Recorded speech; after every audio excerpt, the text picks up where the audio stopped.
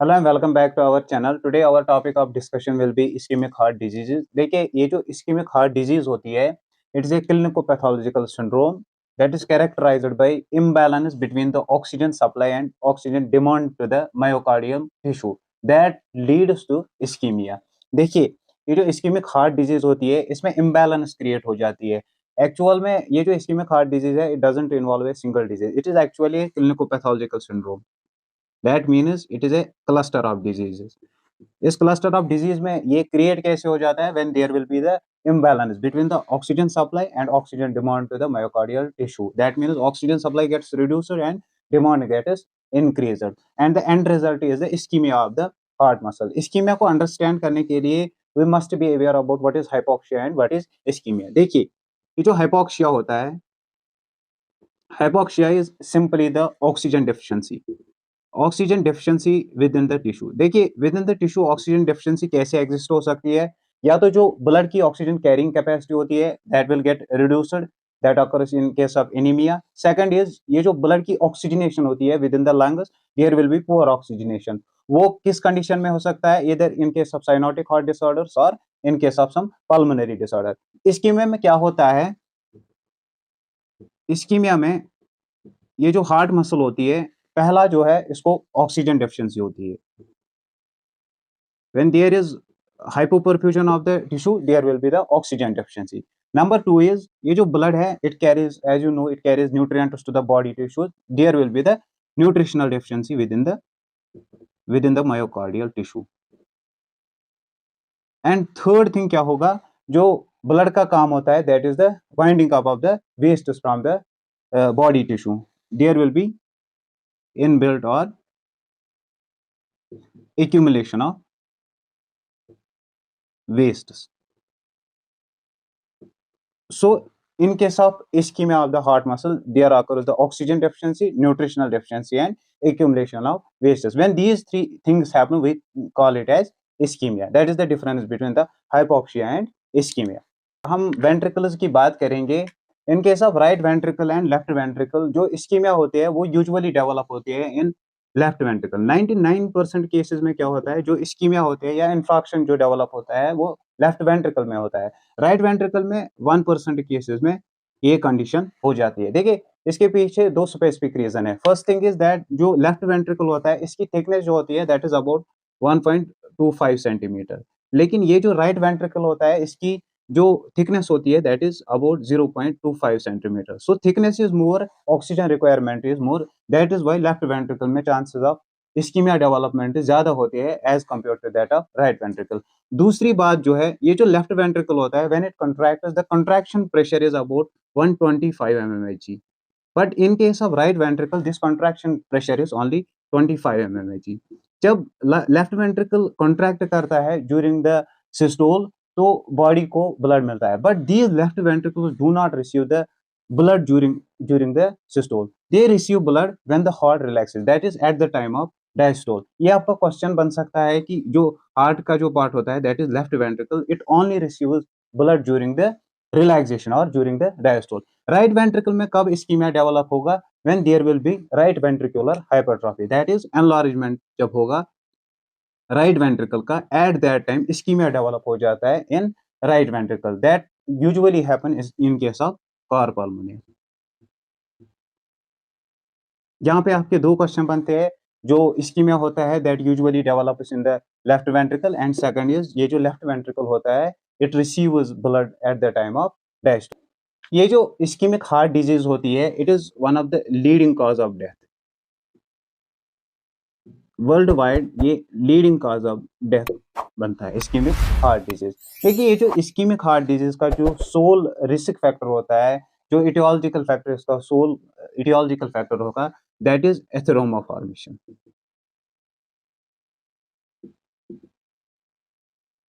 ये एथेरोमा होता क्या है? It is actually the fibrofatty plaque. अगर हम यहाँ पे एक वेसल को ड्रा करेंगे, let us assume that it is some coronary blood vessel, तो इस वेसल में क्या हो जाता है, there occur the formation of this plaque, जिसको हम एथेरोमा बोलते हैं। It is fibrofatty plaque, as the name suggests ये जो सेंटर पोर्शन होता है इसमें फैट सेल्स होते हैं जिनको हम फोम सेल्स बोलते हैं, और ये जो कैप होती है इसके ऊपर that is the fibrous cap. When this athyroma causes obstruction up to 70%, that means 70% of जो होती है ये coronary vessel, जब 70% blockage create होती है, only at that time the patient will develop the initial symptom of this ischemia, that is angina या chest pain. लेकिन chest pain develop करता है only at the time of the exertion when there occurs 90% of obstruction. At that time जो patient होता है उसको angina develop होता है even at the time of the rest. ये जो प्लैक फॉर्मेशन होती है within the coronary blood vessel, these plaques can be of two types. One is the stable plaque and another is unstable. देखिए stable plaque जो होता है इसमें fibrous tissue ज्यादा हो जाता है as compare to that of the fat cell, लेकिन ये जो अनस्टेबल प्लैक्स होते हैं इनमें फैट सेल ज्यादा होते हैं as compare to that of the fibrous tissue. अगर हम इनके वल्नरेबिलिटी की बात करेंगे तो ये जो अनस्टेबल प्लैक होता है ये ज्यादा वल्नरेबल होता है as compare to that of the stable plaque, क्योंकि ये जो अनस्टेबल प्लैक होता है इसमें चांसेस ऑफ रप्चर ज्यादा हो जाते हैं as compare to that of stable plaque. So जब ये प्लैक रप्चर हो जाता है तो it can cause the complete occlusion of the blood vessel that we call as myocardial infarction. So अगर आपसे पूछा जाएगा in case of stable and unstable plaque which one is more dangerous or more vulnerable, at that time your answer should be unstable plaque. अब अगर हम बात करेंगे interventions की, इस्केमिक हार्ट डिजीज में कौन कौन सी हम इंटरवेंशन करते हैं. देखिए अगर मेडिकल मैनेजमेंट की बात करेंगे, before moving to the medical management let me make aware about the risk factor control और रिस्क फैक्टर मैनेजमेंट.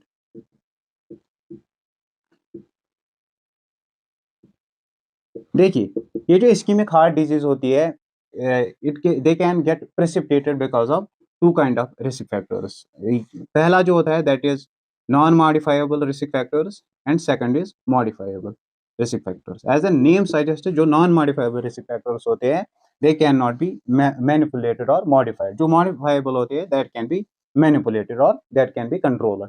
जो नॉन मॉडिफाइबल रिस्क फैक्टर्स होते हैं इनमें आती है हमारी जेनेटिक्स, एज एंड जेंडर. जो इस्केमिक हार्ट डिजीज होती है they follow the genetic pattern. अगर पेरेंट उसको कोई भी इस्केमिक हार्ट डिजीज होगी तो ऑफस्प्रिंग्स को चांसेस बढ़ते हैं of development of ischemic heart disease. अब अगर एज की बात करें तो with advanced age the chances of ischemic heart disease development increase. अब अगर जेंडर का देखेंगे तो जो मेल्स होते हैं that are more prone to develop this ischemic heart disease as compare to that of females. देखिए फीमेल्स में अगर हम सब कैटेगरीज को देखेंगे, जो पोस्ट मेनोपॉजल वुमन होती है, post menopausal plus women on OCPs, oral contraceptive pills, they are more prone to develop these ischemic heart disease as compared to the normal women or women in menopausal age or those who are not taking OCPs. अब अगर modifiable risk factors की बात करेंगे तो इनमें आएगा obesity,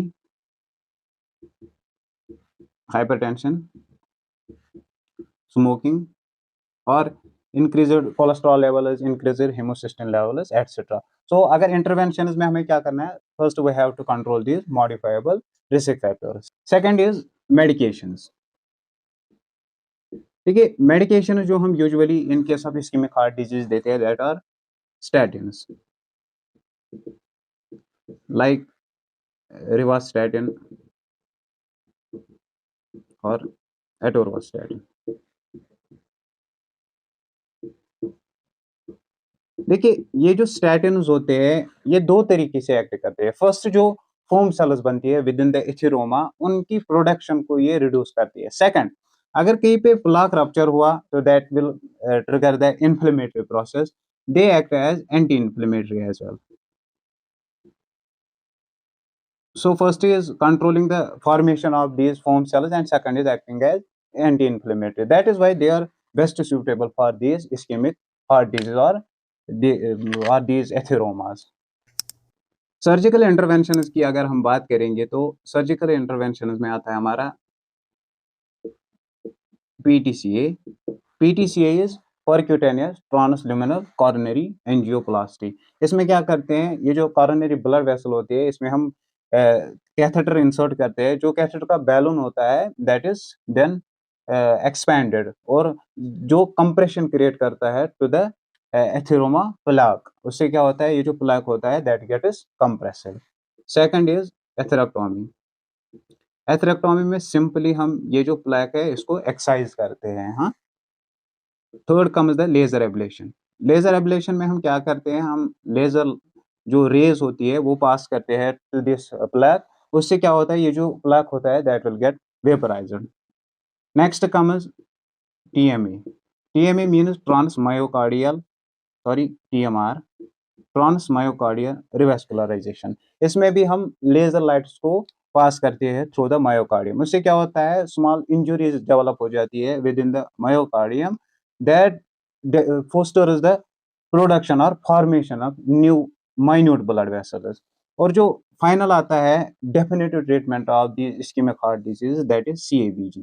CABG means coronary artery bypass graft. इसमें क्या करते हैं हम, ये जो कॉरोनरी आर्टरी ऑक्लूडेड होते हैं इसको हम एक्सरसाइज करते हैं, वहां पे हम एक न्यू ब्लड वेसल को इंसर्ट करते हैं। CABG में हम मेनली जो है 3 टाइप्स ऑफ वेसल्स यूज करते हैं। या तो हम सिफेनस वेन को यूज करते हैं, यहाँ पे आपको क्वेश्चन पूछा जाएगा। सेकंड जो है that is memory artery, and third जो है that is radial artery.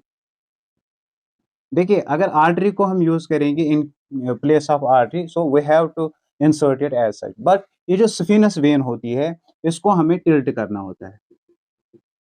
Tilt क्यों करते हैं, क्योंकि वेन में वेल्व्स होते हैं। अगर हम इसको टिल्ट नहीं करेंगे तो that will cause obstruction to the blood flow.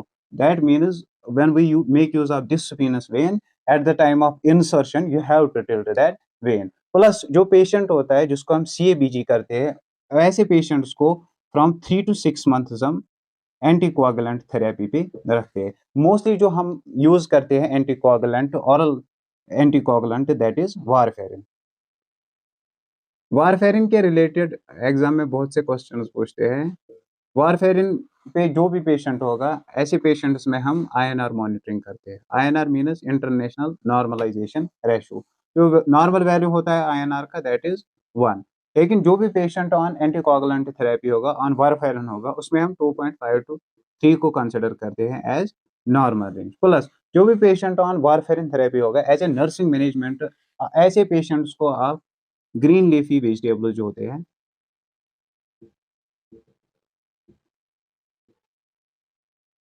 वो नहीं देने हैं।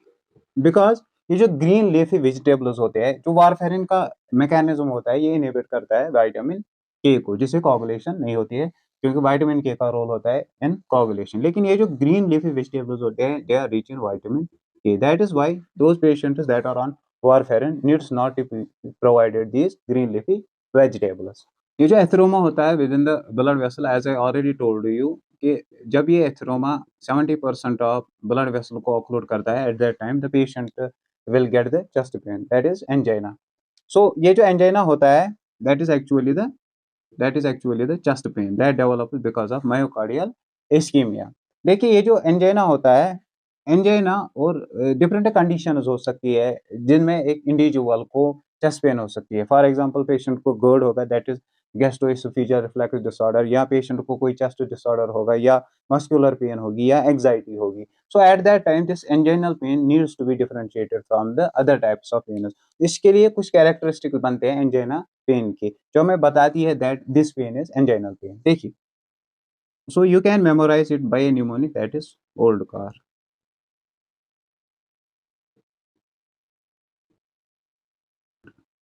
जो एंजाइनल पेन होती है that starts suddenly, that means कि पेशेंट अचानक से कहीं पे बैठा है और पेन सडनली स्टार्ट हुई, that too of high intensity, so the onset of this anginal pain is abrupt onset और sudden onset. Second comes the location. देखिए, ये जो लोकेशन होती है दिस एंजाइनल पेन की, जो left side of the sternum होता है that is on the left side of the thoracic cavity और left side of the chest initiate हो जाती है, then it radiates to the neck और and to jaw and to the left arm in usual cases. It can also radiate to the right side of the body. And one more thing is that after radiating to the left arm, it involves the third and fourth finger of an individual. Third comes duration. जो duration होती है anginal pain की, that is from 5 to 15 minutes. Usually it lasts for 5 minutes, but in extreme cases or in severe cases it can persist up to 15 minutes. Then characteristic. ये जो characteristic होता है anginal pain का, that is squeezing pain होती है, throbbing pain होती है. That means जब पेशेंट को एंजाइनल पेन हो जाती है, it seems like that something is squeezing his chest. So patient क्या करता है, ये इसका जो फिस्ट होता है, it he clenches his fist and puts on the chest. ऐसी साइन को हम लेविन साइन बोलते हैं, लेवाइन साइन. तो अगर आपको पूछा जाएगा लेवाइन साइन किस इंडिविजुअल में होती है, तो that is in case of anginal patient. और अगर वहां पे एंजाइना की जगह मायोकार्डियल इंफार्क्शन का ऑप्शन होगा, then that will be also the right option. So in case of Levine sign, the patient clenches his fist and puts on the left side of the chest. Then comes the aggravating factors. Aggravating factors क्या हो सकते हैं angina की? Aggravating factors can be the exertion of any kind, like running or walking. And final comes the relieving factors. जो relieving factors होते हैं angina की, that is the rest. Right? These are the characteristics of the anginal pain. Then comes the forms of the angina. अब अगर बात करेंगे patterns of angina की, और you can simply say that the types of angina. जो patterns आते हैं angina के, first one is stable angina. Stable angina क्या होता है? That type of angina that is precipitated by predictable degree of exercise.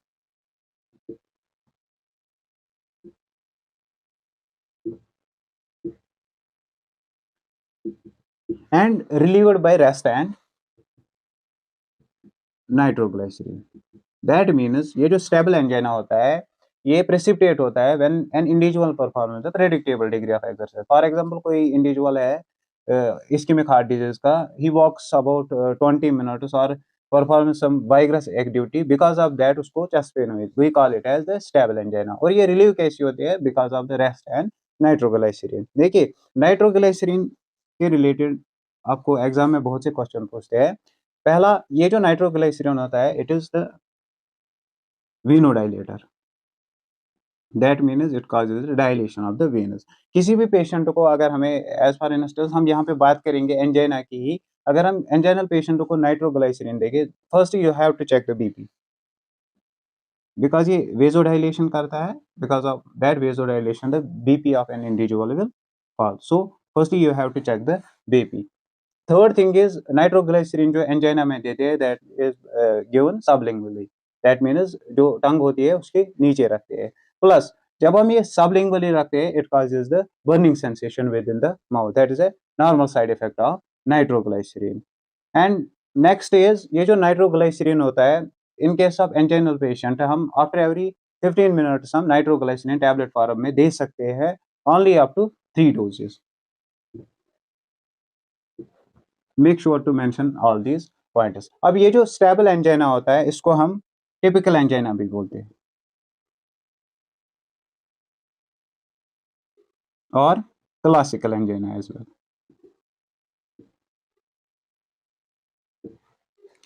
Next आता है हमारा अनस्टेबल एंजाइना. जो अनस्टेबल एंजाइना होता है, ये दैट टाइप ऑफ एंजाइना होता है that is precipitated by unpredictable degree of exercise.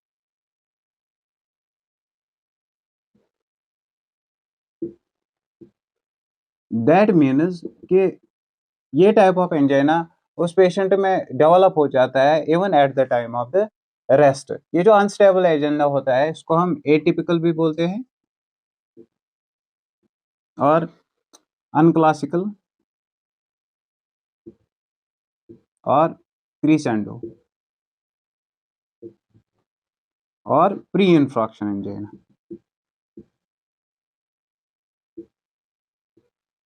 और ये जो अनस्टेबल एंजाइना होता है, ये बिकॉज ऑफ द रेस्ट और नाइट्रोग्लिसरीन रिलीव नहीं होता है. Next comes the variant angina.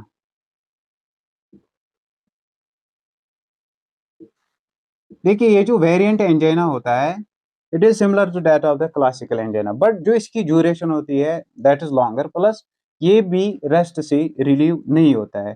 Variant angina को ही हम प्निज्मेटलस एंजाइना बोलते हैं। प्लस अगर हम ऑनसेट की बात करेंगे, this angina usually happens during night and morning. फिर जो लेस कॉमन फॉर्म्स आते हैं और पैटर्न्स आते हैं एंजाइना के, that are nocturnal decubitus and intractable angina. देखिए ये जो नॉक्टर्नल एंजाइना होता है, ये यूजुअली पेशेंट एक्सपीरियंस करता है during the REM sleep. REM means rapid eye movement sleep. Rapid eye movement sleep में जो पेशेंट होता है, patient dreams in REM sleep. Sleep के दो पैटर्न्स होते हैं, दो टाइप्स होते हैं, one is the REM and another is non REM. ठीक है। जो डिक्यूबिटस टाइप ऑफ एंजाइना होता है, डिक्यूबिटस में पेशेंट को एंजाइनल पेन होती है व्हेन पेशेंट रिक्लाइन्स। जब पेशेंट रिक्लाइन करता है एट दैट टाइम पेशेंट को एंजाइनल पेन हो जाती है। और रिलीव कब हो जाती है? व्हेन पेशेंट सिट्स और स्टैंड्स। और एंड में जो हमारा टाइप आता है that is the intractable angina. Intractable angina वो एंजाइना होता है that is unresponsive to intervention. That means आपने जो भी इंटरवेंशन आपको लेनी थी आपने वो ली, बट स्टिल जो पेशेंट है he is experiencing the pain. This was all about the angina. In next lecture we will discuss about myocardial infarction. Hope you have enjoyed the lecture. Keep supporting us and stay connected for more content.